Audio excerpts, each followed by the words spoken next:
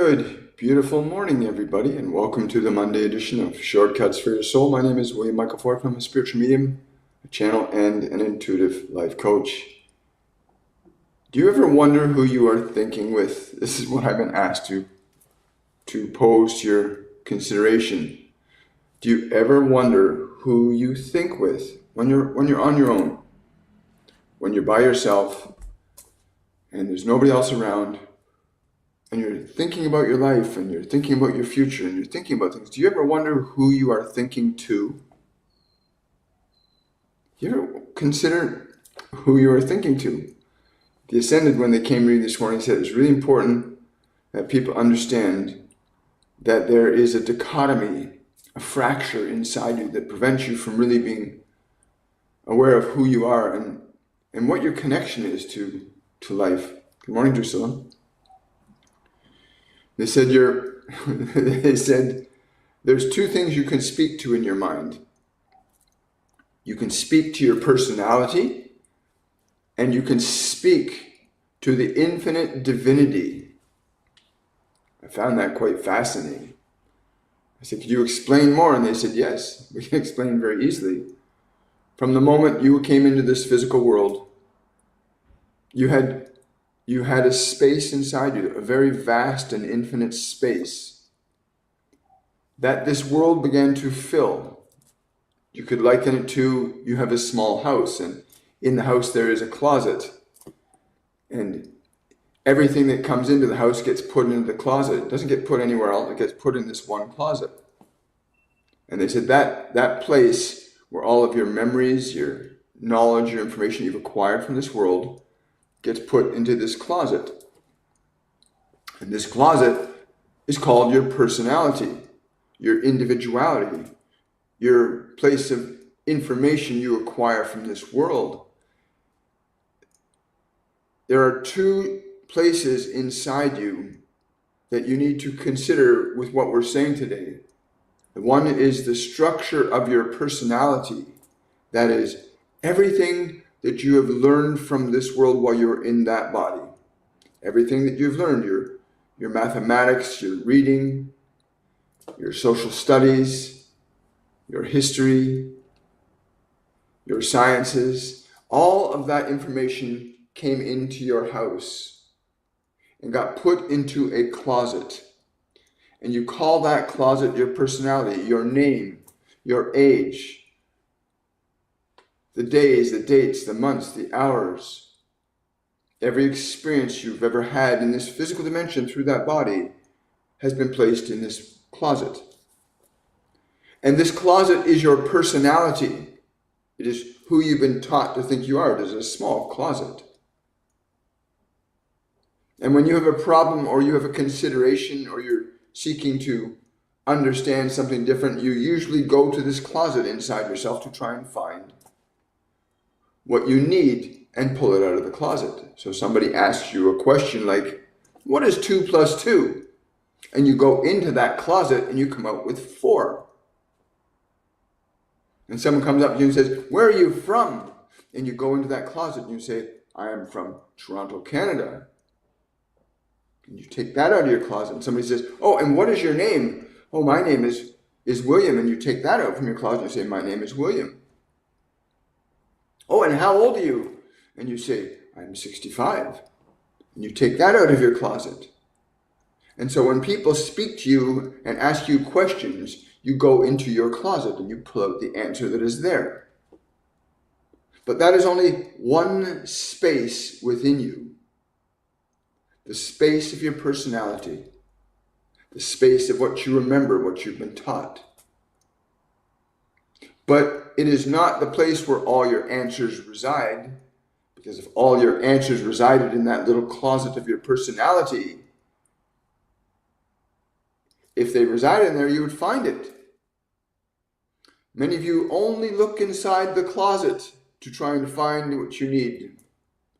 Answers to your questions, solutions to your problems, considerations about your future, the desire to understand and know more about your life. You tend to only look in that little closet.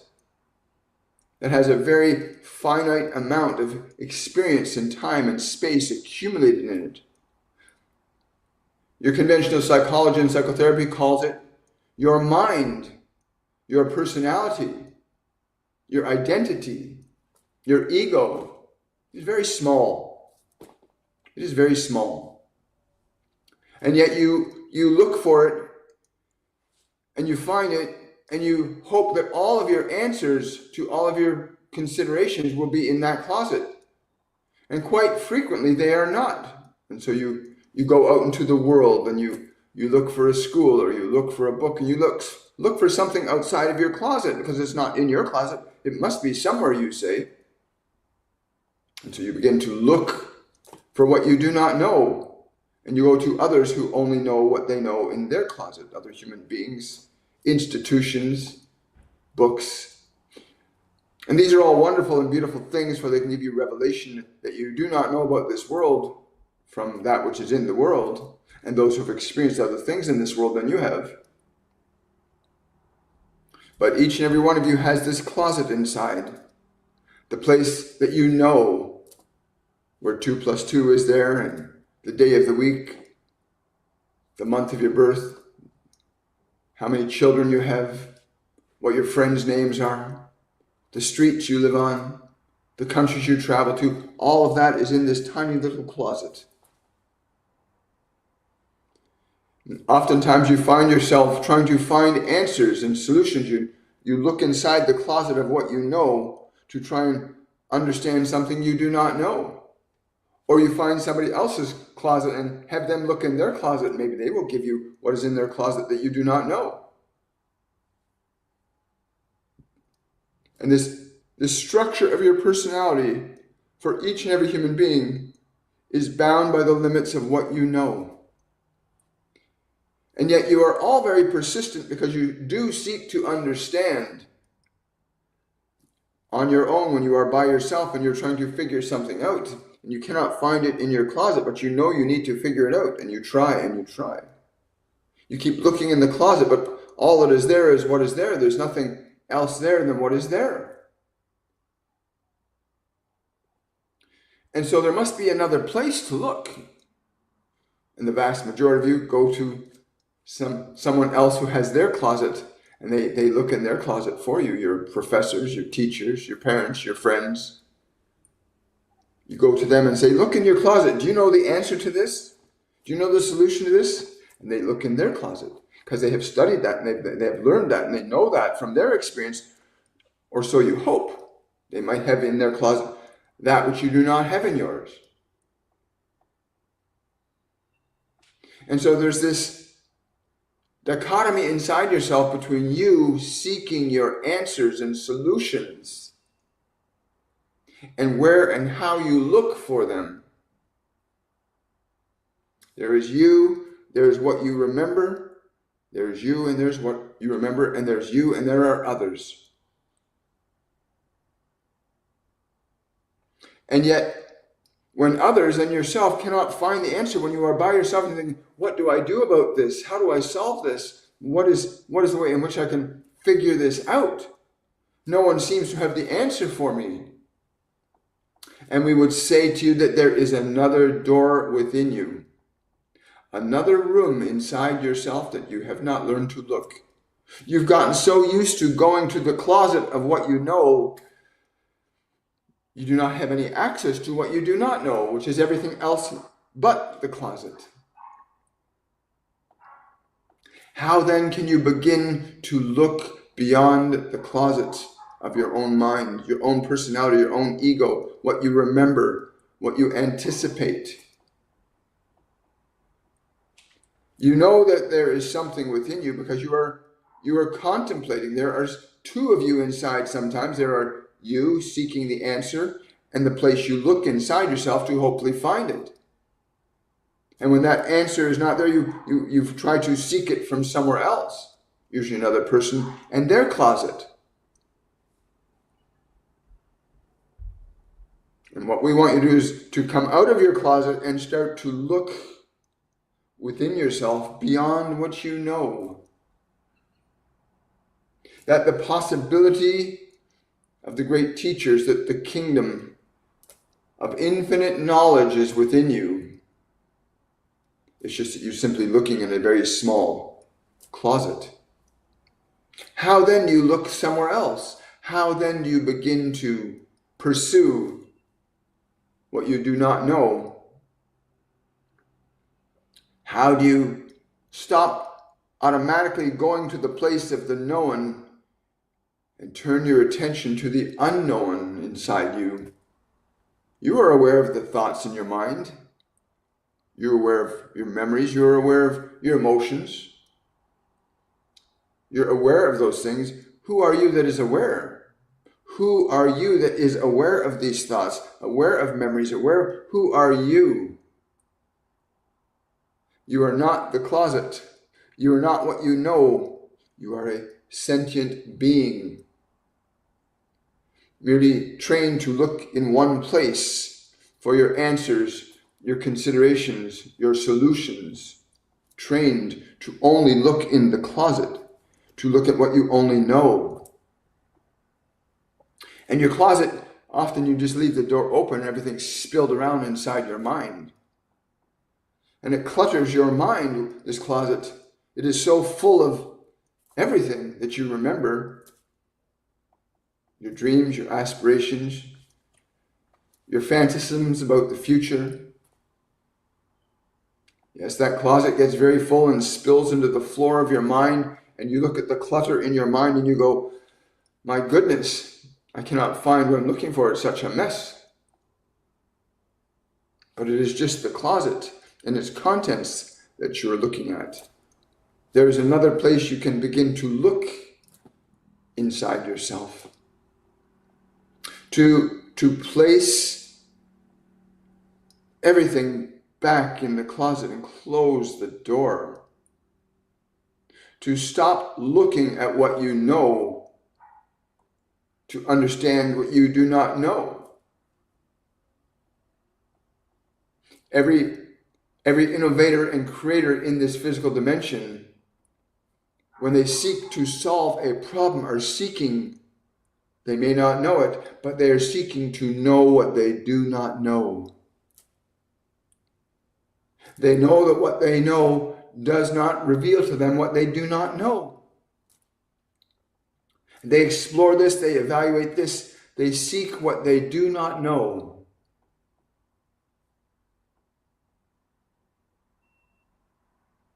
And you must learn to begin to seek what you do not know, to know what you do not. You must learn to close the closet of your memory, of your emotions, of your anticipations. You must learn to close that door so that you can be freed of the repetitiveness of old ideas, old memories, old considerations that get in your way from knowing what you need to know that you do not know, and that it is not in the closet. And you may continue to look in other people's closets and say, hey, do you know this? Do you understand this? And someone might have it in their closet. That happens. That someone will have something in their closet that you need. And that is the wonderful thing about being a human, is you can look to each other for what you do not know that they may know. But what we speak of is for you to gain access to the unknown, generally speaking, that what you know is only a small fragment of what is not known. In fact, what humanity does not know is vastly infinite than what it shall ever know, comparative to a great sandy beach, and what humanity knows is but a grain of sand of that entire beach. And that the unknown, that is everything around that which you know, is what you can seek to know what you do not. How then can you begin to get away from the internal dialogue between yourself and what you know, what you remember, what you anticipate? Learning to make that distinction between you And the closet you keep looking into for your answers to your considerations, your challenges. Many of you simply stay attached to the closet, never looking far beyond it. Desperately looking through it for something you know not, something you will not find in there. But there is another way to begin, if you're curious, to begin to open yourself up to know what you do not know. And how might you do this? How can you begin this process of knowing what you do not know? That you can gain understanding, wisdom, knowledge in the same fashion you would gain understanding, knowledge, and wisdom through your five senses. There's this other level of perception that you have. You indulge in it every single day when you are contemplating yourself and you're wondering and you're curious. You're trying to find something that you're trying to figure it out. There's you. There is you that is seeking to know what you do not know. You reflect upon and analyze what you know, but there's you observing what you're analyzing to know what you do not know. There is you. And there's what is in your closet, you and what you remember. There is a distinction between you, your mind and personality, and your physiological system. There's a difference between you, your mind, and your physiological system, that you can become aware that you are not your thoughts. You are not your memories. You are not your emotions. You have them in your closet. Thoughts and memories and emotions. And you are constantly opening that door and looking inside it all. Oh, yeah, there's that thought. You are constantly looking in that little tiny room within in your mind. And yet you are not what is in the closet, but you are aware of what is in the closet. How then can you begin to look elsewhere for information, ideas, understanding, wisdom, guidance beyond what you know? You see, you that looks upon your thoughts and your memories and your emotions, you are not the thoughts, the memories, the emotions. You are something very different. You know you exist. You know you can observe thoughts. You know you can evaluate your body. You know you can gain access to memory and information. There's you and there's what you are conscious you are aware of. What then if you could take the body and put it aside? What if you could take that closet and close the door? And what if there is another door within you that you can go through? Instead of looking in the same closet, instead of being so enamored with your physical world, what if we told you there is another place to look to gain knowledge, wisdom, understanding, truth, beyond what you know in your own mind, the closet, the memory?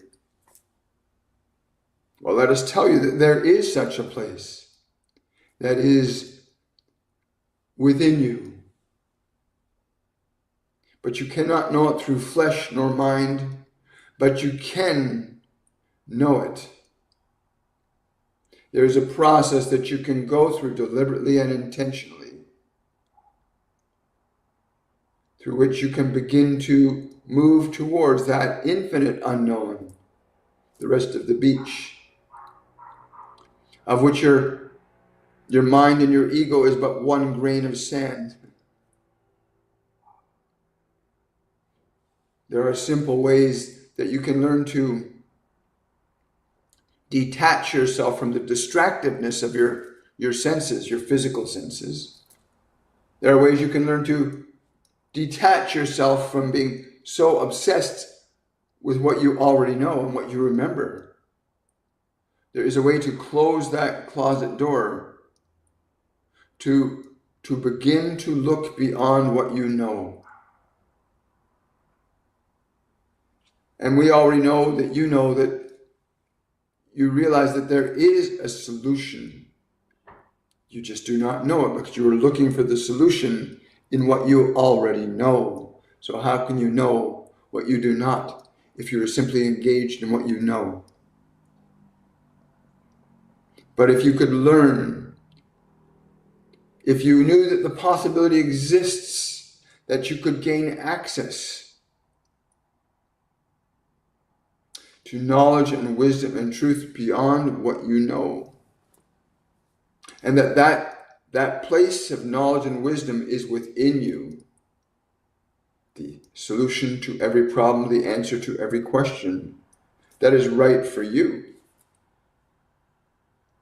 That you, as you have equally a relationship with what you know, you can equally develop a relationship with what you do not know.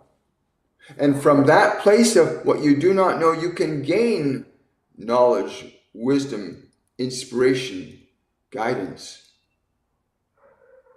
from a mind, from a being, from a consciousness far greater than what you know. To learn how to turn away from the world for a little period of time. We speak now, of course, of a process called meditation, of learning how to close the door of the incessant thinking and remembering mind, to put aside the fearfulness and uncertainty of emotional energy. They're mostly based on what you remember or what you anticipate because of what you remember. But that there are simple, easy, and practical ways that you can disentangle yourself from the incessant loop between what you know and what you do not know, being stuck to one but never knowing the other. But you always know in your heart of hearts that there is a solution to every problem. Every scientist, every seeker of truth or knowledge or wisdom knows this. And they go, aha, I found it.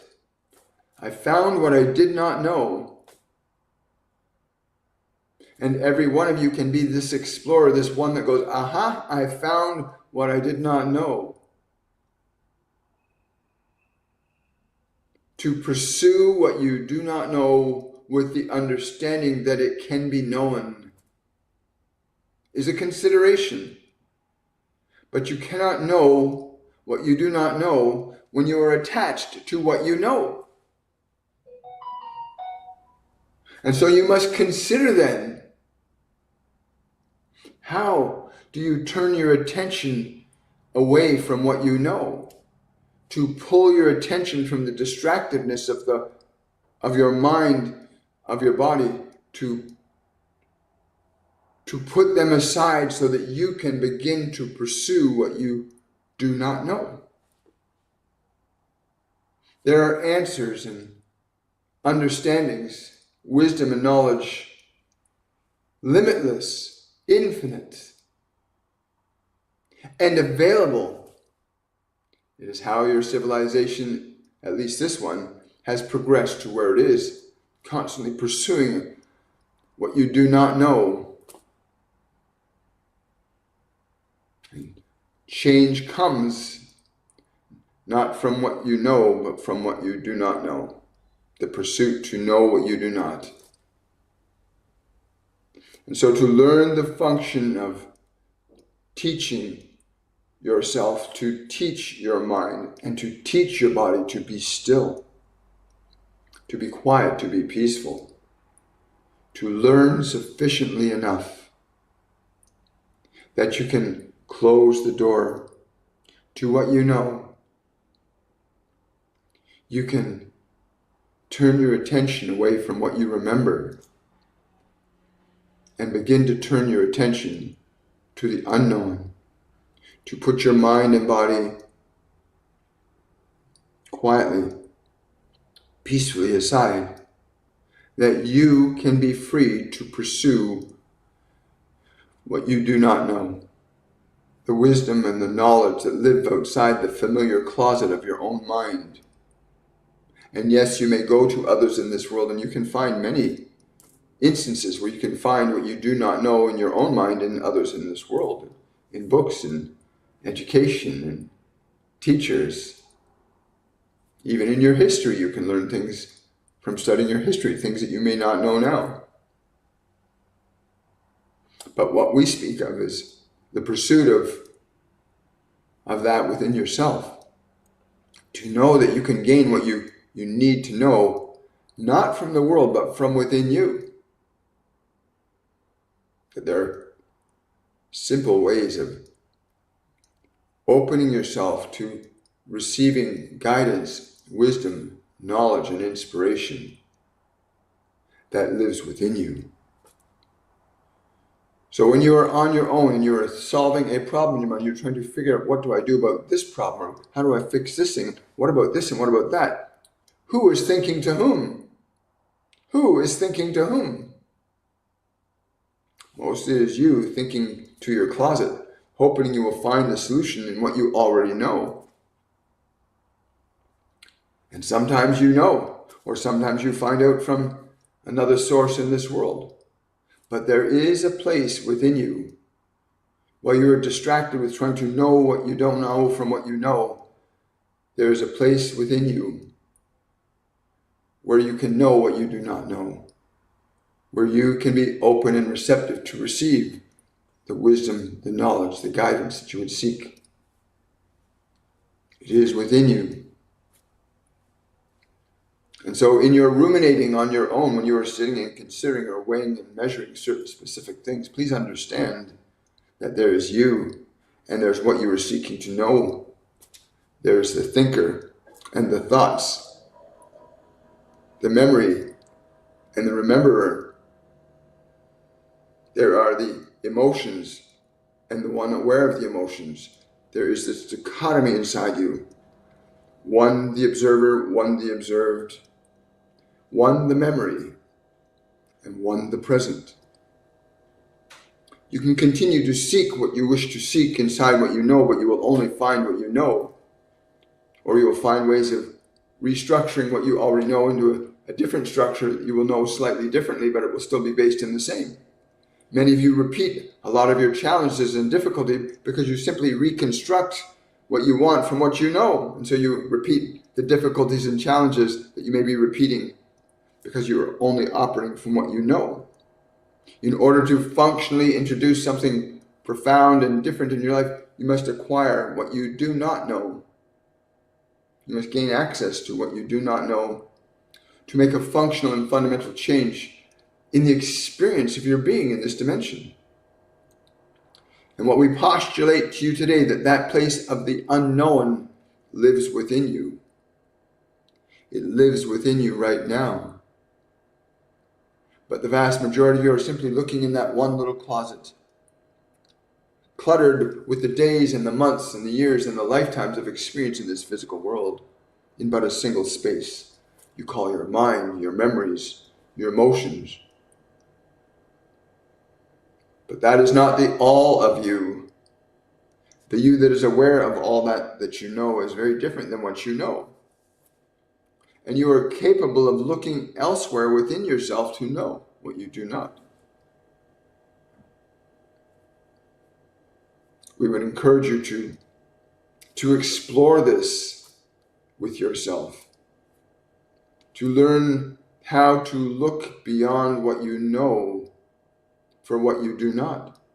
And yes, of course, you may go into your world and look for the person or the individual outside of you in this world that knows what you do not. That is equally valuable in its own way. But what we're speaking of is that within you, all knowledge exists. Not in your mind, not in your little personality, but a place inside you wherein all things reside. The answer to every problem,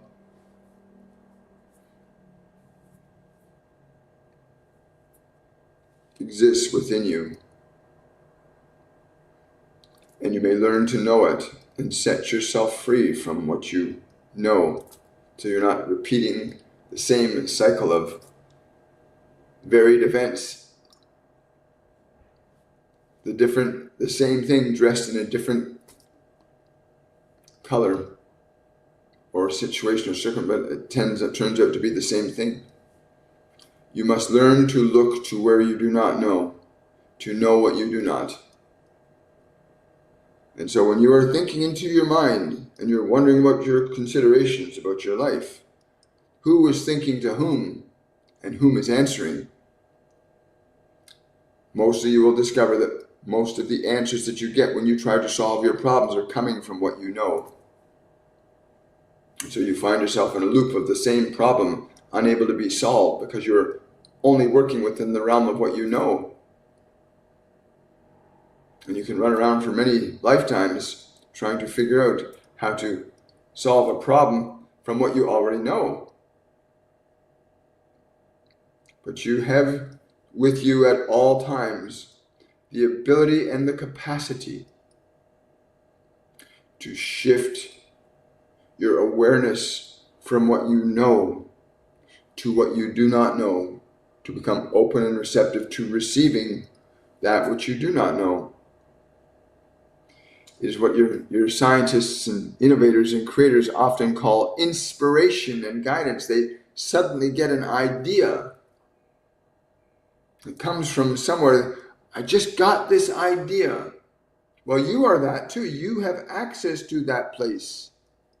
You can teach yourself to learn how to receive instead of looking in the same closet and rummaging through it, as cluttered as it might be, or as beautiful and organized as it might be. For some of you have very well organized minds, but you must learn to look beyond what you know to know what you do not. And it is not a very difficult or complex process. Thank you. So this morning when they were first sharing that with me in a different way, they had posed the question, William, when you're thinking, who are you thinking to? Who are you thinking to? And my thoughts, I'm looking in my mind. And that's what we do most of the time. We look inside our mind. We look inside our mind to what we already know, right? And we stay in the loop of what we know, and we can't make any changes in our life as a result of that. Good morning. Hi, Amanda. Hi, Drusilla. Blessed love and light to you. Thank you so much. I really appreciate that super chat. Meditation is the practice of focusing your attention to achieve a state of calm and awareness. That is correct. And it is also the ability to get yourself out of what you know. Teaching your mind and teaching your body to be still and quiet so they don't distract you allows you to begin to pursue what you do not know. Thank you for that. Wonderful. Blessed are you as well. And thank you for that. Hi. Good morning, everybody. I'm thinking my daughter, Receive, she is in depression. If your daughter's in depression, get her to sign up for Masterclass 101 Awakening. Depression means you're stuck in the past. So something has happened to her and she's stuck on it. I lived in depression for many years when I was younger. And I was stuck in the past of the pain and the suffering I went through as a young child. I was constantly living in the pain of that past. And I didn't know how to get out of it. These last 6 years, I've finally begun to be guided out of that type of place fully and completely. You can go to my website, williammichaelforbes.com, or click the Linktree link on my TikTok bio or below any one of my live videos on my YouTube channel and sign up for Masterclass 101 Awakening, because it literally is a process of awakening where the Ascended Masters, Jesus, Buddha, many others come through, and I channel them, and they teach us the lessons of how to teach the body, how to teach the mind, how to awaken to this other space of knowledge. But your daughter's stuck in the past. She needs to learn how to come out of the past and live in the present. PTSD is very similar. PTSD is people that are bouncing back and forth between the past and the future really fast. So something bad has happened in the past and they project it as a possibility in the future. So you're living in a constant state of fear, right? Or depression, because you're stuck in a loop. It's not who you are. You're not your depression. You're not your anxiety. It's not who you are. Those are just emotions and sensations based on memories or anticipations based on past experiences, right? Masterclass 101, you will literally awaken from it. You'll learn very, very quickly. That's why they told us to call it 101 awakening. They said it was literally a process of absolutely awakening 100%. Thank you so much. I appreciate that. It's literally a process of awakening. Please do that. Don't waste time. Your daughter is too precious to live in suffering. If you love your children, or if you love yourself enough, sign up for this masterclass. You were not designed to live in depression. You were not designed to live in anxiety. Those are just two states generated by past experiences. That's what anxiety is. It's a past state telling your mind that something can happen in the future, and you don't know how to get out of that loop of the mind. And awakening is about that. We are at the time of the Great Awakening on this planet, folks. Humanity is receiving energy to awaken. It's been happening for, since 1859, since what they call the Great Carrington Event, where there was a massive transfer of energy from the sun. That transfer of energy from the sun began to change things very rapidly in our DNA, in our psychology.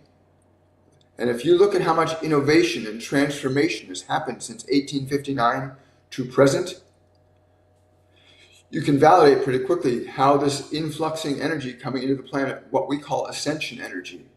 And now this ascension energy can only be used in two ways. It can be used to amplify what our good is, or it will amplify what our bad is. We only have those two choices to choose from, love or fear. So these energies coming into everybody, and every single person on this planet is receiving this energy. Doesn't matter what your religion is, how tall, how short, what you believe you are, what you believe you are not. Does not matter. Not one single person in this earth can escape what is happening right now. It's happening. But what you can do is learn to utilize and harness that energy for good. Or you receive that energy and you harness it for bad. You can only use two energies. Anyway, these energies coming to the sun are amplifying what you feel. If you're in a state of deep depression or deep anxiety, or you're feeling really bad, that's going to get amplified by these energies. If you're living in a state of joy and happiness and joy, that will be amplified. What you hold in your heart will be amplified by these incoming energies. Science calls them gamma rays, cosmic rays, X-rays. There's all kinds of different names for them. Photon particles, electron flux, all kinds of different names for this energy coming. But in the last analysis, this energy coming into the earth for the last billion years has been orchestrating the development of life, the changes in our DNA, the changes in our psychology, the changes in other life forms, civilizations rising and falling. Rise and fall based on this energy and how it's used. There are civilizations that have lived for tens of thousands. There are civilizations that have lived for hundreds of thousands of years on this planet. And there's civilizations that have lived for barely a century. And the way in which you learn to harness this energy, this what we call ascension energy, the way you learn to harness it can give you a very different experience of life than the one you may be having right now. You did not come into this world to suffer. You came into this world to create. Remember to like, subscribe, and share if you enjoy this content. Please, it won't hurt you to do that. It won't cost you a dime, and you give somebody else in the world the opportunity to have this show up in their feed who might actually need it, to know that they are not their thoughts. Just that alone. I remember the first time, I was given a book to read called The Psychology of Self-Esteem by Dr. Nathaniel Branden. And there was a line that he used as a quote from a book written by Ayn Rand called Atlas Shrugged. He used a quote from her book. The question for man isn't to be or not to be. The question for man is to think or not to think. And I remember the very first moment. I was sitting in a coffee time donut shop at Broadview and Queen Street in Toronto. And when I read that line, I just had this awareness come to me that I was not my thoughts. That my thoughts weren't me. That I could think my thoughts. It was a big revelation to realize I could think my own thoughts. And I was just around 20 years old then. It was 45 years ago when I had that first time in my life that I realized my thoughts were not me. That I could choose my thoughts. It didn't solve a lot of my problems. I was still into drugs and alcohol and all kinds of other nonsense at that time. But it gave me my first glimpse to have the ability to choose what thoughts I would let my mind think. And you have to learn that. You have to learn that you have the power to let your mind either think what it's going to think or choose the thoughts you're going to let your mind think. And they have very different effects. I remember walking around through my teenage years, my head hanging down all the time.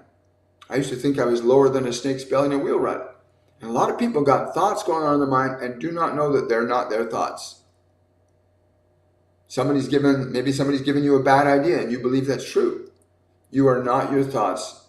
Anyway, the Ascended Masters and other multidimensional beings that work with me and the other mediums that work in our program, which is 3 weeks long, you will learn how to make that distinction between who you are as a spiritual being and who you are as a soul, what your body is, what your mind is, how to connect to your guides and angels, how to gain access to information that's readily available, but not often accessible to most people because we're so attached to, how they put it, the closet. We're so attached to what we know that we can't know what we do not. I was so attached to my thoughts. Right up until I was 20 years old, I could not consider thinking other thoughts. And until you know that you can choose your thoughts, you can pick them up and put them down just like a marble. You can pick a thought up and look at it, or you can put it down. Just that realization alone can change someone's life. That you are not your thoughts. I know it profoundly changed my life, although I didn't realize through the scope and degree that thought then, reading that line in that book, would eventually lead me to here, now channeling the Ascended and many other dimensional beings, gaining access to wisdom and knowledge that's not readily available to most people, right? It's the same thing. Jesus did the same thing. Jesus gained access to God. He spoke constantly to God about what he should say and what he should do and where he should go. He was constantly in touch with the infinite, all-knowing, all-powerful God. He had a direct relationship with it, and so can you. Where you can gain access to what you do not know that your mind cannot give you. If I say to you, what is 2 plus 2? Your mind will give you that because it knows that. If I ask you what your name is, your mind will tell me. You will look in your mind and say, my name is Johnny. And most people are only living with what they know, never or rarely having access to what you do not know. And it's what you do not know that will save you from what you know. Anyway, we'll do some questions and answers here. Good morning, Lisa. Hi. Is it important to set an intention before meditation, or does the all-knowing already know the intention? This is a great question, and the answer is yes to both.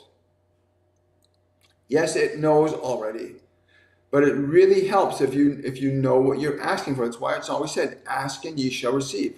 I want to know the truth of this. I want to know should I turn left or should I turn right? Because you can get to a point where you can just be that knowingness, that great infinite will just tell you what to do. And it doesn't make you an automaton. It puts you in a position of having a way of living your life that's very different than what you know right now. But yeah, it's yes to both. Yes to both. Right.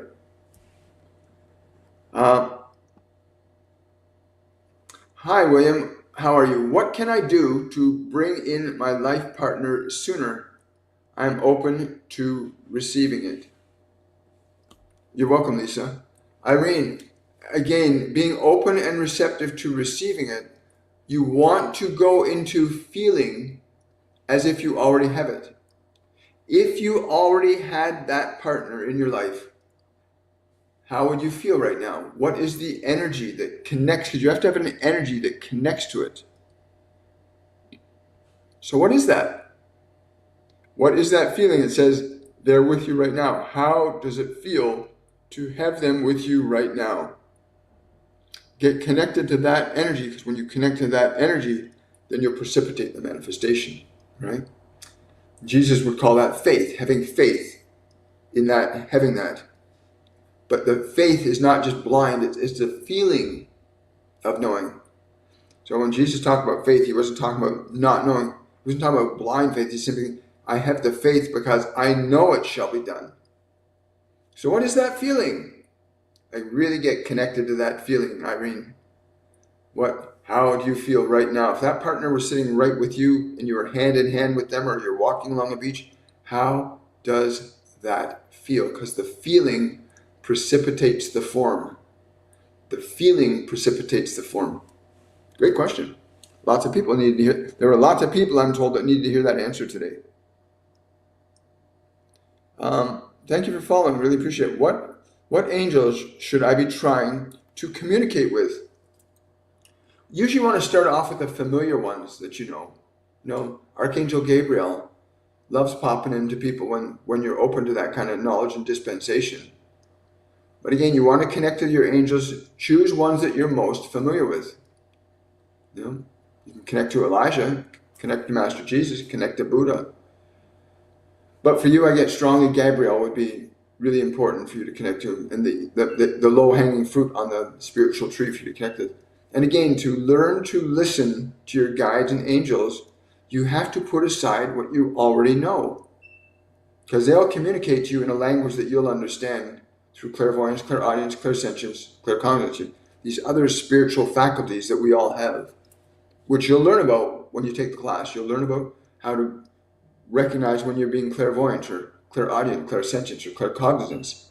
Just like you have 5 physical senses that let you understand the physical world, you also have non-physical senses that allow you to comprehend the invisible world, the invisible world of thought, right? The invisible world of images, you know, the invisible world of seeing without your eyes and hearing without your ears, clairvoyance, clairaudience, right? So you have 2 worlds you live in, the world of the body and the world of yourself, which is non-physical. You're aware that you're aware. When you close your eyes, you're still aware. So there's the visible world and the invisible world. Most people are so attached to the visible world with the 5 physical senses, they don't often get connected to inspiration, clairvoyance, clairaudience, clairsentience, claircognizance, but everybody uses it. You think of how many times you've gone, oh, I knew that was going to happen. That's claircognizance. You just had a knowing. But most people don't use their non-physical senses. Most people only use their 5 physical senses and they're stuck in the world. But yeah, Gabriel will be the first one for you to connect to.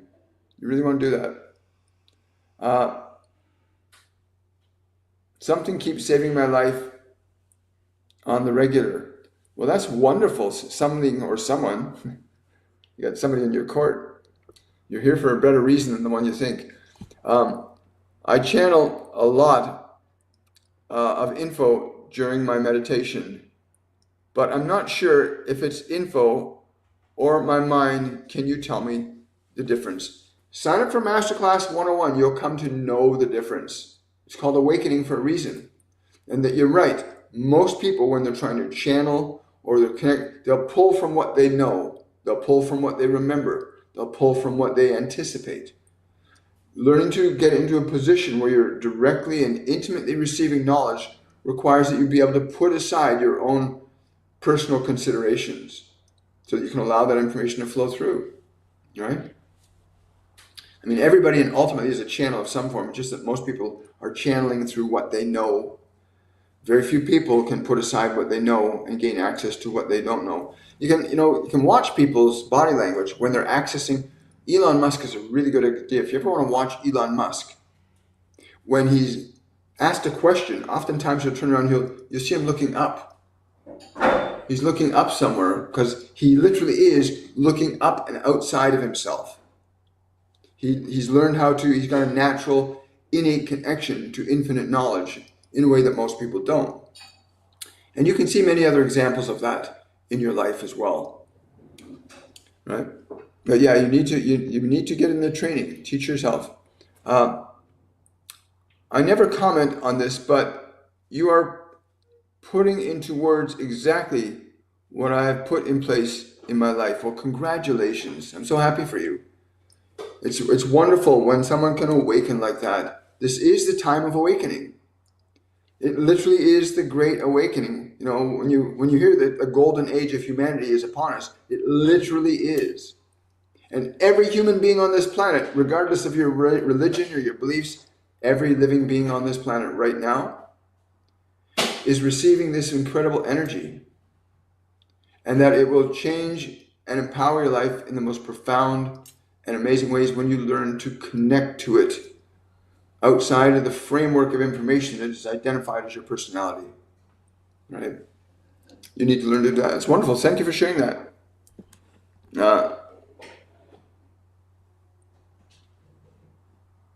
Irene says, I got goosebumps. It's such a beautiful feeling.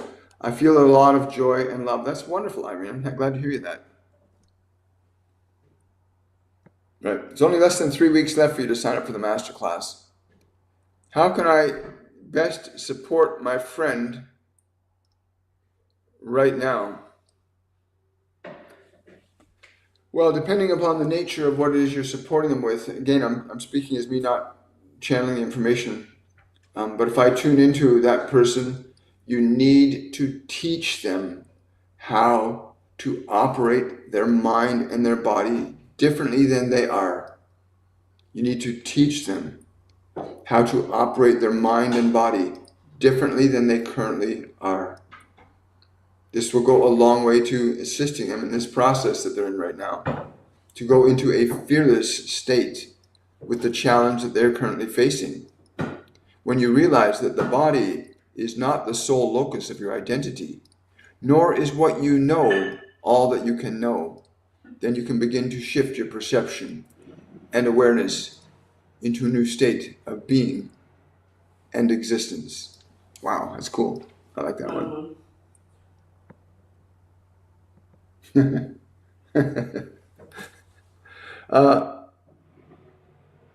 Yeah, it is a wonderful time. You're very welcome.